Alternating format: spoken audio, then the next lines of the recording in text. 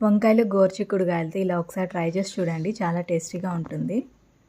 Stove on చేసి పెనం పెట్టి ఆయిల్ వేసి ఆయిల్లోకి సన్నగా కట్ చేసుకున్న పచ్చిమిర్చి, వంకాయలు, గోరుచిక్కుడుకాయలు వేసి 5 మినిట్స్ వరకు ఫ్రై చేసుకోవాలి. 2 టమోటాలను చిన్న ముక్కలుగా కట్ చేసి టమోటా ముక్కలు, చింతపండు, పసుపు, ధనియాల పొడి, కొన్ని ఎల్లిపాయలు వేసి ఇంకొక 5 మినిట్స్ ఫ్రై చేసుకోవాలి. ఇప్పుడు 2 గ్లాసులు వాటర్ పోసి వాటర్ మొత్తం ఇమిరిపోయేంత వరకు ఉడికించుకోవాలి.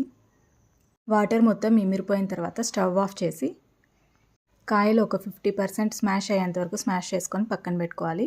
ఇప్పుడు స్టవ్ ఆన్ చేసి పెనం పెట్టి ఆయిల్, ఆవాలు, జీలకర్ర, ఆనియన్స్, కరివేపాకు వేసి ఫ్రై చేసుకున్న తర్వాత మనం వెనుపుకున్న పప్పును కూడా పెనంలోకి వేసి ఒక 5 మినిట్స్ వరకు ఉడికించుకోవాలి. స్టవ్ ఆఫ్ చేసే ముందు కొద్దిగా కట్ చేసుకున్న కొత్తిమీర కూడా వేసుకొని స్టవ్ ఆఫ్ చేసుకొని సర్వ్ చేసుకోవడమే. ఎంతో టేస్టీగా ఉండే వంకాయ మొటిక్కాయ పప్పు రెడీ.